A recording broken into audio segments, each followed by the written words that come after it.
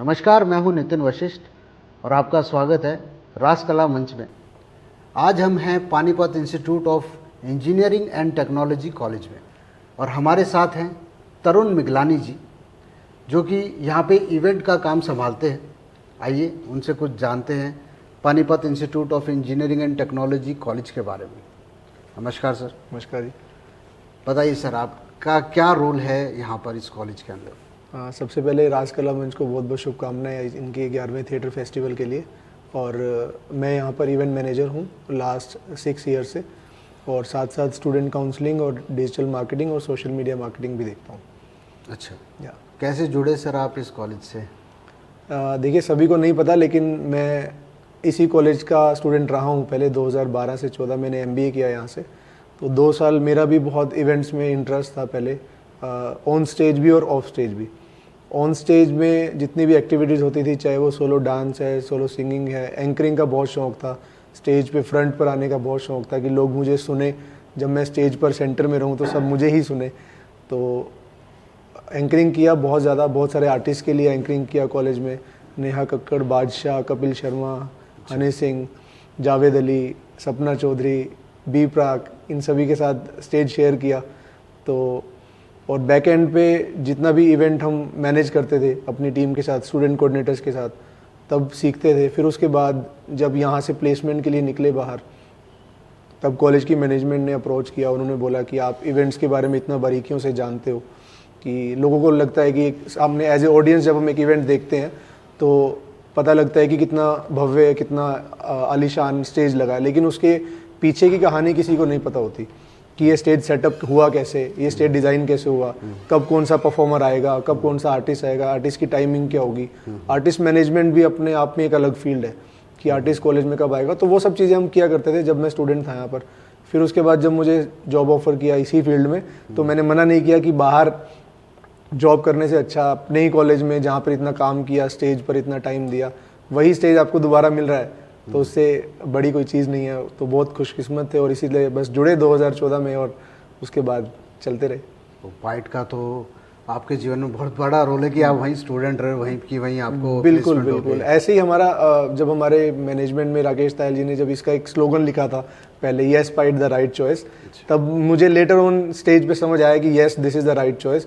बस आपको अपने अंदर के टैलेंट को पहचानना है और उसको जानना है कि अगर आप में वो बात है, आप में वो टैलेंट है, तो ये एक राइट चॉइस हो सकता है आपके लिए। अदरवाइज दुनिया में हज़ार ऑप्शंस है, कॉलेजेस बहुत हैं, यूनिवर्सिटीज़ बहुत हैं, लेकिन अगर आपने अपना टैलेंट पहचान लिया और उसी में ही आप ग्रो करते रहे, तो येस डेफिनेटली वो राइट चॉइस बन जाती है। तो that's why yes PIET the right choice. Okay, PIET में आपने इवेंट मैनेजमेंट किया और इतने स्लैब्स को मैनेज किया। शुरुआती दिनों में जब आपने शुरू किया होगा कॉलेज टाइम में, लर्निंग पीरियड में, तो वो दौर कैसा था और आज का दौर कैसा है, और मैनेजमेंट आखिर है क्या, क्या मेन दिक्कत आती है? नहीं, देखो क्या, सभी आर्टिस्ट की, जैसे आप भी रासकला मंच से जुड़े हैं, तो कोई भी आर्टिस्ट, कोई बड़ा कलाकार आता है तो सबकी रिक्वायरमेंट्स अलग अलग होती हैं। कि सपोज करते हैं कि अभी हाल फिलहाल में अगर सोनू निगम जी ने आना है या किसी ने आना है, तो सबकी रिक्वायरमेंट्स अलग है। उन्हें अलग फ़्लाइट्स चाहिए होंगी, उनके बिजनेस क्लास के ट्रिप्स होते हैं, देन उनका स्टे अलग होटल्स में होता है, फिर वो क्या खाएंगे पिएंगे, वो किस टाइम कॉलेज में आएंगे, प्रेस कॉन्फ्रेंस कब होगी, कितने लोगों से मिलेंगे, कितने लोगों से इंटरेक्शन वो कर सकते हैं। क्योंकि कुछ आर्टिस्ट बोलते हैं कि हमें सबसे नहीं मिलना, हमें गिने चुने लोगों से ही मिलना है, क्योंकि वो स्टार है, वो कुछ भी कह सकता है। तो ये सब सारी चीज़ें आर्टिस्ट मैनेजमेंट की फील्ड में है। शुरुआती दिनों में होती थी प्रॉब्लम कि हाँ, इतने बड़े आर्टिस्ट को मैनेज कैसे करना है। तब टीम होती थी साथ में, 8-10 स्टूडेंट्स को लेके चलते थे, 3-4 टीचर्स को लेके चलते थे। अब आज चाहे अकेले भी कर लेते हैं, तब भी कोई लगता नहीं है कि कोई दिक्कत आएगी। तो हमने कपिल शर्मा से लेके सपना चौधरी तक, अभी लेटेस्ट अभी यहाँ स्टेबिन बेन का हमने एक शो किया था, मन की रतौलक का शो किया था कॉलेज में ही। अभी एक अपकमिंग हमारा इवेंट आने वाला है, मेस्टोस, जो हमारा एनुअल फेस्ट होता है, इंटर कॉलेज कॉम्पिटिशन, 3 दिन का फेस्ट होता है। उसमें हम देख रहे हैं कि AP ढिल्लो, या अभी हम स्टूडेंट से पूछते हैं एक्चुअली, हम एक पोल चलाते हैं फेसबुक पे, हमारा सोशल कैंपेन चलता है जिसमें जो स्टूडेंट्स फरमाइश करते हैं, फिर हम उसी हिसाब से आर्टिस्ट बुलाते हैं। पाइट डिजिटली बहुत अपग्रेडेड हो चुका है और शायद यही रीज़न तो नहीं कि इतने अच्छे इवेंट्स होते हैं इस कॉलेज में, जो मेन अट्रैक्शन बना हुआ है यूथ के बीच में कि हाँ भाई एडमिशन लेना तो इसी कॉलेज में लेना है, क्योंकि ये हरियाणा का बेस्ट कॉलेज है इंजीनियरिंग के मामले में। तो क्या यही एक रीज़न है, इवेंट्स इतना होना, इतने सिलेब्स का आना इस कॉलेज के अंदर? आपको क्या लगता है? देखिए, इनिशियली तो मुझे भी ऐसा लगता था कि इवेंट्स अच्छे होते हैं तो यहाँ ग्रोथ अच्छी होगी, क्योंकि मेरा खुद से बहुत जुड़ाव था इन चीज़ों को लेके स्कूल टाइम से ही, कि मुझे स्टेज पे एक्टिव रहना है, क्योंकि इससे कॉन्फिडेंस तो आता ही है। तो मेन जो पर्पस है एक स्टेज पे जाने का, कि आपको कॉन्फिडेंस बिल्ड करना है। बट यहाँ आके पता चला कि कॉलेज जो है वो सिर्फ एजुकेशन पे नहीं और सिर्फ एंटरटेनमेंट पे नहीं, ये एड्यूटेनमेंट पे फोकस करता है। एड्यूटेनमेंट हम इसको बोलेंगे, 2 अक्षर में ये डिवाइडेड है, एड्यूटेनमेंट। अच्छा। एजुकेशन भी और एंटरटेनमेंट भी। पढ़ाई के टाइम पढ़ाई और एंटरटेनमेंट के टाइम एंटरटेनमेंट। और एंटरटेनमेंट भी ऐसा जिसमें कुछ सीखने को मिले। जैसे कि मैंने अभी बताया, इवेंट मैनेजमेंट में मैं 6-7 सालों से हूँ। मेरी टीम में स्टूडेंट्स रहते हैं।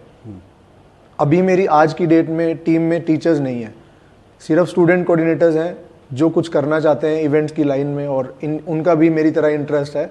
तो वो साथ साथ सीख रहे हैं कि अब वो भी आर्टिस्ट मैनेजमेंट सीख रहे हैं, वो बैक एंड की कहानी सीख रहे हैं कि स्टेज को डिज़ाइन कैसे करना है। वो फोटोग्राफी टीम में है, हमारे पास म्यूजिक क्लब है हमारा, तो वो सभी स्टूडेंट कोऑर्डिनेटर्स हैं। तो वो पढ़ाई के टाइम पढ़ाई करते हैं जब उनके एग्जाम्स होते हैं, लेकिन जब हमारे इवेंट्स होते हैं, इवेंट्स के 15-20 दिन पहले तैयारी शुरू हो जाती है, फिर वो एंटरटेनमेंट का पार्ट बनते हैं, और फिर उसके बाद अपना लर्निंग जो उनकी होती है वो एक अलग लेवल की होती है। तो इसीलिए मैं कहता हूँ कि ये इवेंट्स, ये एड्यूटेनमेंट बहुत ज़रूरी है किसी भी स्टूडेंट को एक्सेल करने के लिए और उसको ग्रो करने के लिए। पाइट बेसिकली मतलब स्किल डेवलपमेंट पे भी ज़्यादा काम कर रहा है एजुकेशन के साथ साथ, और उनको पता है कि स्किल होगी क्योंकि आगे मेक इन इंडिया तो है ही है। यस, एनीहाउ ये स्किल्स जो है ना, ये सभी कल को आपको तैयार करते हैं प्लेसमेंट्स के लिए भी। मैं ये नहीं कहता कि हर बच्चे को स्टेज पे ही जाना है, हर बच्चे को आर्टिस्ट ही बनना है, लेकिन इन चीज़ों से जो कॉन्फिडेंस आता है, जो पर्सनैलिटी इंप्रूव होती है। जैसे आज मैं आपसे मिला, मेरे स्टूडेंट अगर आपसे मिलेंगे तो उन्हें कुछ नया सीखने को मिलेगा, आपकी टीम से कुछ सीखने को मिलेगा कि ऐसे लोगों से मिलना है, ऐसे लोगों से बात करनी है। फिर वही चीज़ जब आप प्लेसमेंट्स के लिए इंटरव्यूज़ में जाते हैं, वहाँ ग्रुप डिस्कशन राउंड्स होते हैं, वहाँ पर्सनल इंटरव्यू होता है, मॉक इंटरव्यूज होते हैं, वही चीज़ें वहीं काम आती हैं। ओपन अप हो जाता है। यस, इंसान ओपन अप होता है, खुलता है, कि जो जिस बंदिशों में वो कॉलेज में आता है कि मुझे डर लग रहा है कॉलेज में आने में, वो धीरे धीरे लेटर ऑन स्टेज पे। लेकिन मेन जो इसका फंडा है वो बस यही है कि इनिशिएट करना है आपको खुद से। अगर क्लास में कोई इवेंट हो रहा है, अगर किसी टीचर ने बोला है कि ये इवेंट होने वाला है क्लास का, तो आपका हाथ सबसे पहले ऊपर होना चाहिए कि मुझे करना है।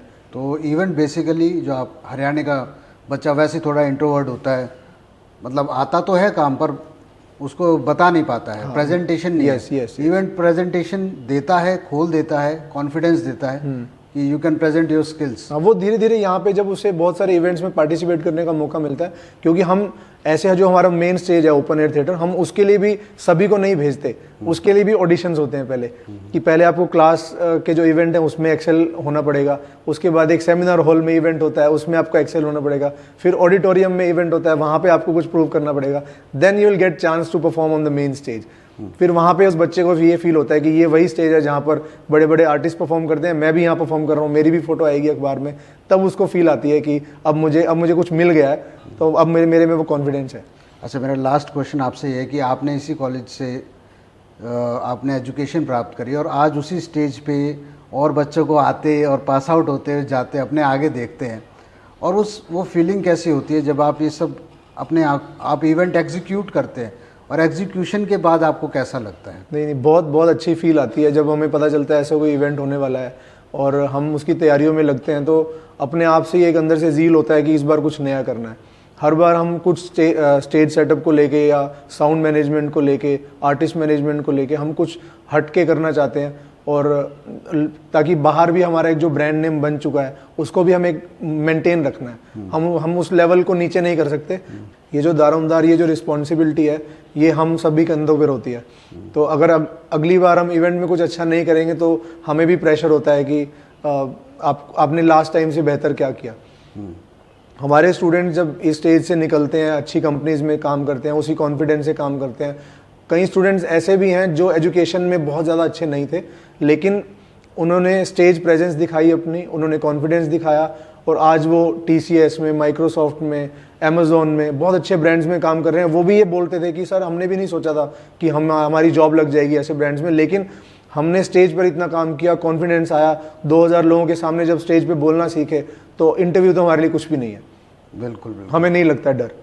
तो ये चीज़ें हैं जो सिर्फ ऐसे बहुत सारे स्टूडेंट और भी हैं जो आर्टिस्टिक लेवल में ही हैं। हमारा एक स्टूडेंट है Abhay Verma, BBA pass out है वो, अभी आपने उन्हें द फैमिली मैन 2 में देखा होगा। तो वो हमारा कॉलेज का स्टूडेंट है।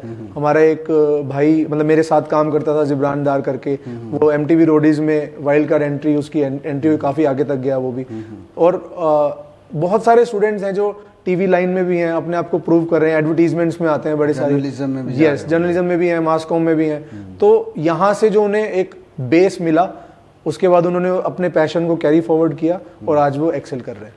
क्या बात, बहुत बहुत खुशी मिलती है उनको देख के, जब हम अपने स्टूडेंट्स को टीवी पे देखते हैं या किसी अच्छे ब्रांड में देखते हैं, उनका कहीं इंटरव्यू आता है, कहीं मैगजीन में उनका आर्टिकल छपा होता है, तो हम उसकी फोटो खींच के उन्हें भेजते हैं कि यार आज तेरा इंटरव्यू पढ़ा है मैंने, आज तेरा टीवी पे देखा है तेरे को।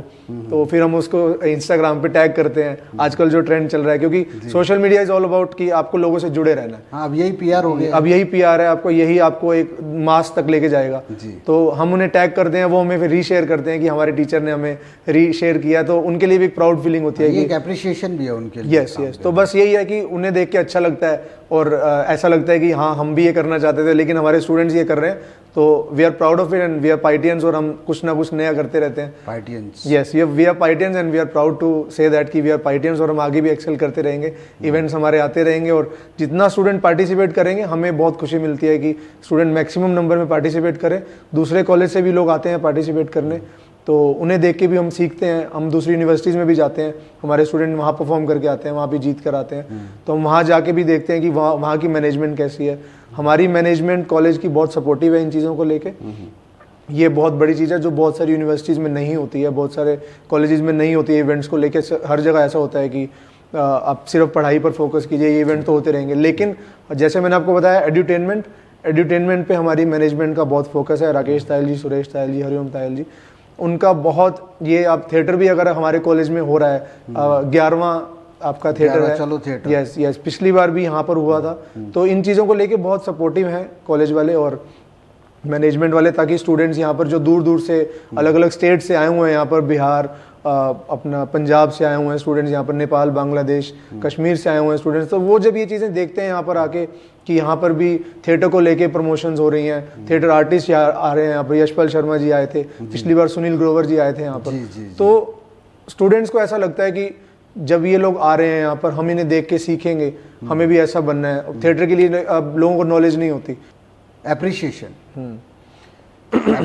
तो हो गया एक स्टूडेंट के लिए। आप फीडबैक को कितना मायना देते हैं इसके अंदर, क्योंकि जो आप तो इवेंट्स में हैं और इवेंट्स में कला का एक एप्रिशिएट होना और आपको फीडबैक मिलना, आप फीडबैक को, आज की जनरेशन के फीडबैक को कैसे लेते हैं? देखिए, फीडबैक हमारे लिए पॉजिटिव नेगेटिव बहुत ज़रूरी है, क्योंकि स्टूडेंट का फीडबैक है, क्योंकि वो लर्निंग पीरियड में है। बिल्कुल स्टूडेंट से हम टाइम टू टाइम फीडबैक तो लेते ही हैं, चाहे वो एजुकेशन को लेके हो, चाहे वो इवेंट्स को लेके हो।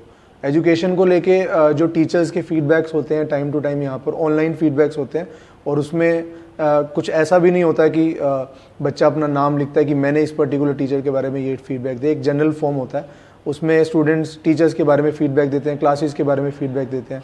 और मैंने आपको बताया मैनेजमेंट बहुत सपोर्टिव है। मैनेजमेंट हमारी नेगेटिव फीडबैक को ज़्यादा महत्व देती है बजाय के पॉजिटिव फीडबैक को, क्योंकि नेगेटिव फीडबैक से ही सीखने को मिलेगा आगे, और क्या क्या इंप्रूवमेंट के स्कोप है वो बच्चा ही बता सकता है, बाहर वाला नहीं बता सकता। बिल्कुल वो फीडबैक होते हैं हमारे। और इवेंट्स की बात करें तो जैसे मैंने बताया, कोई आर्टिस्ट आना होता है तो हम उसका एक सोशल मीडिया पे पोल चलाते हैं, आर्टिस्ट के ऑप्शंस देते हैं। अभी जैसे हमने लेटेस्ट ऑप्शन दिया था कि अभी हमें किसको बुलाना चाहिए फेस्ट पे, तो वो फीडबैक वहाँ से आता है, मैक्सिमम कमेंट्स आते हैं, फिर हम उस हिसाब से आर्टिस्ट को बुलाते हैं। ठीक है, अच्छा, फीडबैक के बिहाफ पे ही आप सेलिब्रिटी डिसाइड करते हैं कौन आना चाहिए? यस। हम ऐसे कभी भी सेलिब्रिटी नहीं बुलाते कि हम अपनी मर्जी से कोई भी सेलिब्रिटी बुला लेंगे, ऐसा नहीं होता है। हम स्टूडेंट से बाकायदा पूछते हैं, सेमिनार हॉल में भी या कहीं पे भी जहाँ स्टूडेंट्स होते हैं उनसे फेस टू फेस बात करते हैं कि हम इनको बुलाना चाह रहे हैं, आर यू एग्री? अगर आपको अच्छा लगेगा तो ही हम बुलाएंगे, अदरवाइज बिना स्टूडेंट की चॉइस के तो हमारे इवेंट्स फीके है ना। जब स्टूडेंट्स को ही मजा नहीं आएगा उनके एनुअल फेस्ट पे, तो हमारा ये फेस्ट करने का मतलब नहीं होगा ना। और फीडबैक के लिए हमारे जो एलुमनाइज हैं, जो पास आउट स्टूडेंट जिन्हें हम एलुमनाइज बोलते हैं, हमारा एलुमनाई पोर्टल भी है, alumni.pi.co.in, वहाँ पे भी फीडबैक्स चलते हैं। जो पास आउट स्टूडेंट्स हैं, जो कंपनीज में काम कर रहे हैं, जो मैंने बताया आर्टिस्टिक लेवल पे काम कर रहे हैं, स्टार्स बन चुके हैं जो, वो भी वहाँ पे अपने फीडबैक्स देते रहते हैं कि सर ये टेक्नोलॉजी चल रही है, इसे इम्प्लीमेंट करना चाहिए। एलुमनाई मीट होती है यहाँ पर हर साल में एक बार। एलुमनाई मीट पे पुराने एलुमनाइज पुराने स्टूडेंट्स यहाँ आते हैं, वो अपने जब देखते हैं कि ये बिल्डिंग यहाँ नहीं थी पहले, इस बार एक नई बिल्डिंग बन गई है, तो वो भी देखते हैं, उन्हें भी अच्छा लगता है। फिर वो अपना फीडबैक देते हैं कि सर ये टेक्नोलॉजी यहाँ पे इम्प्लीमेंट करनी चाहिए, हम यहाँ पे पढ़ा देंगे, हम स्टूडेंट्स को और एक्सेल करने में हेल्प करेंगे। तो वो एलुमनाई के साथ जो कनेक्ट है हमारा, वो भी हमारे लिए बहुत इंपॉर्टेंट है। करंट स्टूडेंट से तो हम फीडबैक लेते ही हैं, लेकिन जो पास आउट स्टूडेंट्स भी हैं वो भी हमारे टच में है थ्रू एलुमनाई पोर्टल, और वो भी जब हमसे जुड़ते हैं, हमसे बात करते हैं, हमें बहुत अच्छा लगता है कि एलुमनाइज आज भी जुड़े हैं, और वो भी यही बोलते हैं कि हमें भी पाइट ने जो सिखाया था आज वो काम आ रहा है। क्योंकि एक्चुअल में पढ़ाई आपके काम नहीं आएगी, जो पढ़ाई के दौरान आप चीज़ें सीखेंगे वो आपके काम आएगी। जर्नी ज़्यादा इंटरेस्टिंग रहती है। ऐसी जर्नी में रासकला मंच की जानना चाहूँगा। आप इवेंट तो कर ही रहे हैं पाइट में, और रासकला मंच के बारे में आपका क्या अनुभव रहा, रवि मोहन जी के बारे में जो कि निर्देशक हैं? देखिए, रवि मोहन जी का मैं इनिशियली बहुत स्टार्टिंग से ही फ़ैन रहा हूँ। मैं जब उन्होंने मुझे बताया था कि वो थिएटर से जुड़े हैं, क्योंकि मैं खुद भी चाहता था थिएटर ज्वाइन करना बहुत पहले, तो जब उनसे पहली बार मुलाकात हुई थी तो एक होता है वो कनेक्ट फील हो जाता है कि इंसान के साथ कि हाँ ऐसे लोगों से मिलना अच्छा लगता है। तो मैं उनका इनिशियली बहुत फ़ैन था। फिर उन्होंने धीरे धीरे थिएटर का बताया, फिर एक यहाँ फेस्टिवल हुआ, मैंने सबसे पहला मुझे याद है मैंने रेजांगुला शायद देखा था। इनका एक एक्ट होता है रेजांगुला के नाम से, जिसमें प्ले है वो, जिसमें इंडियन आर्मी से रिलेटेड था वो। तो मैं बड़ा प्रभावित हुआ उससे। फिर मैंने अपने स्टूडेंट्स को बोला कि ये इवनिंग में प्ले है, आपको आना ही आना है। तो मेरे जो ग्रुप में स्टूडेंट्स रहते हैं वो सब आए, उन्होंने भी देखा, उन्होंने भी अच्छा लगा। फिर मैंने उन्हें कहीं दूसरी कुछ सीरीज़ में देखा। अभी लेटेस्ट एक कैंपस डायरीज एक आई थी, उनमें मैंने रवि मोहन जी को देखा। रासकला मंच पर्टिकुलरली मेरे लिए एक ऐसा प्लेटफॉर्म है जो जिसके बारे में सबसे पहले हर स्टूडेंट को पता होना चाहिए। मैं ये नहीं कहता कि वो ज्वाइन करना चाहिए, लेकिन सबसे पहले उसके बारे में पता होना चाहिए कि ये है क्या, और ये कितने लोगों को लेके चलते हैं, कितना यूथ जुड़ा है इसमें, और जो कितना स्ट्रगल है इसके पीछे। एक जब उन्होंने मुझे बताया कि एक प्ले को तैयार करने के लिए जब मेहनत लगती है, वो सारा दिन खाना भी नहीं खाने देते, और कुछ ही मील्स पे, मतलब कुछ थोड़े बहुत खाने पे आपको प्रैक्टिस करनी है तो करनी है। मतलब जो स्टिकनेस, जो डेडिकेशन, जो टेम्परामेंट मैंने उनका देखा सिखाते हुए जी। अभी हमारा कुरुक्षेत्र यूनिवर्सिटी में भी एक प्ले हुआ था, तो वो भी रवि मोहन जी ने उसमें हमारा मार्गदर्शन किया था, हमारी हेल्प की थी हमारे स्टूडेंट्स की। उसकी प्रैक्टिस करने के लिए जैसा डिसिप्लिन और जैसे चीज़ें वो सिखा रहे थे हमारे स्टूडेंट्स को, वो काबिल तारीफ लगा मुझे बहुत। जब मैंने देखा कि वो डांट भी रहे हैं, वो हंसा भी रहे हैं बीच में, वो इमोशनल भी कर रहे हैं, वो एक सीखने की जो चाह जगा रहे हैं बच्चे के अंदर, जो हर टीचर में नहीं होती है। साथ साथ सारे भाव सिखाते हैं। यस, वो भाव सिखा भी रहे हैं, और एक स्टूडेंट को फील होता है कि यार मुझे करना है। एक बंदा इतना कह रहा है और करना भी है, और उसके अंदर सीखने की चाह भी है, तो वो रासकला मंच कर रहा है। मैं ये नहीं कहता कि सिर्फ रवि मोहन जी कर रहे हैं, ये रासकला मंच की पूरी टीम कर रही है। आप लोग सब मिल के करें, क्योंकि ultimately it's a team effort. ये ऐसा नहीं है कि इंडिविजुअल कोई लेके चलेगा। एक इंडिविजुअल 1 किलोमीटर, 2 किलोमीटर, 3 किलोमीटर चलेगा, जब 5 किलोमीटर के बाद उसको किसी के सपोर्ट की जरूरत होगी तभी टीम काम आएगी उसकी। बिल्कुल, पाइट की टीम भी तो काम कर रही है उसी तरीके से जी, और रासकला मंच की भी साथ में काम कर रही है, और इवेंट्स बन रहे हैं जी। और हम उम्मीद करते हैं कि ऐसे इवेंट्स और होते रहेंगे। तरुण जी ऐसे इवेंट्स को बढ़ाते रहेंगे पाइट के साथ, और पाइटियंस निकलेंगे। और इसी के साथ आपका बहुत बहुत धन्यवाद। Thank you sir, thank you, आपने इतना कीमती समय निकाला। Thank you sir, thank you. और आपके इवेंट पे हम नज़र बनाए रखेंगे। बिल्कुल सर, बिल्कुल। मैं सभी को यही बताना चाहता हूँ कि हमारा आने वाला इवेंट जो मैस्ट्रोज है, इंटर कॉलेज होता है, जिसमें दूसरे कॉलेज के पार्टिसिपेंट्स आते हैं हमारे कॉलेज के स्टूडेंट्स से कम्पीट करने। वो होपफुली नेक्स्ट मंथ अप्रैल में हम प्लान कर रहे हैं। तो आपके चैनल के माध्यम से यही कहेंगे, जितने भी लोग देख रहे हैं वो मैक्सिमम पार्टिसिपेट करें। अपने कॉलेज से एंट्रीज आप भेज सकते हैं, हमारे कोऑर्डिनेटर्स जल्द ही आपसे जुड़ेंगे। तो आप टच में रहेंगे तो बहुत चीज़ें हमें भी सीखने को मिलेगी और आपको भी देखने को मिलेगी। बहुत अच्छा लगा सर आपसे बात करके। Thank you so much sir. मिलेंगे। Thank you. Thank you.